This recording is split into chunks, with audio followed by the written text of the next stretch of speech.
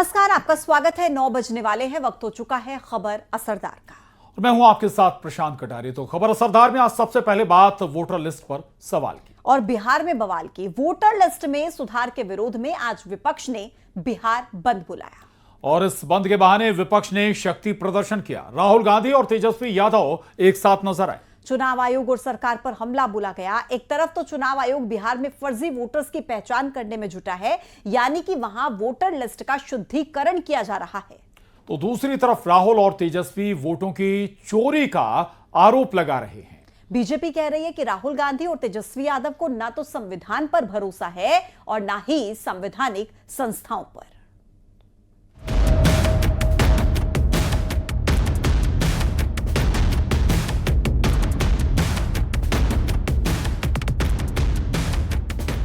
कहीं ट्रेन रोकी गई, कहीं सड़क पर क्रिकेट खेला गया, कोई भैंस लेकर सड़क पर आ गया, कोई चादर बिछाकर सड़क पर लेट गया। शहर शहर चक्काजाम और आगजनी भी हुई। बिहार में वोटर लिस्ट के शुद्धिकरण के खिलाफ राहुल गांधी और तेजस्वी मैदान में उतरे तो बिहार में यही नजारा दिखा। SIR, जिसे चुनाव आयोग ने शुद्धिकरण कहा, आज उसके विरोध में विपक्षी नेताओं ने अपनी ताकत दिखाई। विपक्ष के नेता आज SIR के विरोध में सड़कों पर उतरे और प्रदर्शन किया। वोटर वेरिफिकेशन के विरोध में महागठबंधन ने बिहार बंद बुलाया, जिसका नेतृत्व राहुल गांधी और तेजस्वी यादव ने किया। पटना से हुंकार भरते हुए चुनाव आयोग को चेतावनी दी गई। मैं हिंदुस्तान की जनता को और बिहार की जनता को कह रहा हूं कि महाराष्ट्र का चुनाव चोरी किया गया था और जैसे महाराष्ट्र का चुनाव चोरी किया गया था, वैसे ही बिहार का चुनाव चोरी करने की कोशिश की जा रही है। देखिए, उन्हें पता लग गया कि हमने महाराष्ट्र मॉडल समझ लिया है, इसीलिए वोटर लिस्ट से नाम कटने की तैयारी चल रही है। लगभग करोड़ों वोटर्स का नाम जो गरीब समाज से आते हैं, वंचित समाज से आते हैं, वो समाज उनके पैगाम पे खड़ा है।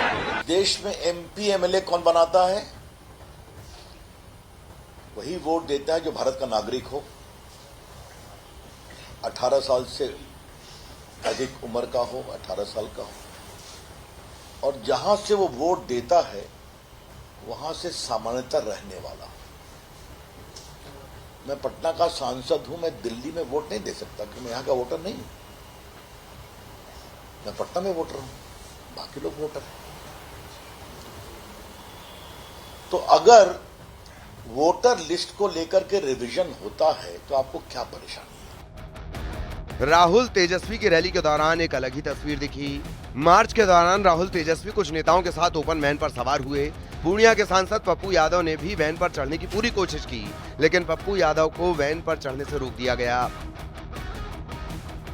यही हाल कांग्रेस के कन्हैया कुमार का भी हुआ।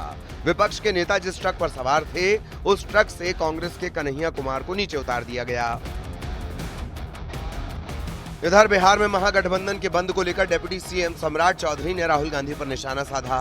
सम्राट चौधरी ने कहा कि ये लोग पिकनिक मनाने के लिए पटना पहुंचे हैं, इनको बिहार की जनता से कोई लेना देना नहीं है।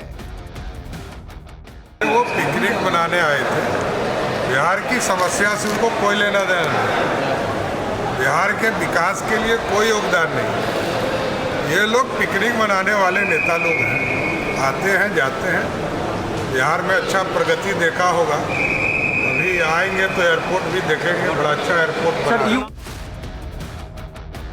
बिहार में वोटर लिस्ट में करेक्शन को लेकर जो कवायद हो रही है, उस पर पक्ष और विपक्ष की अपनी अपनी दलील है।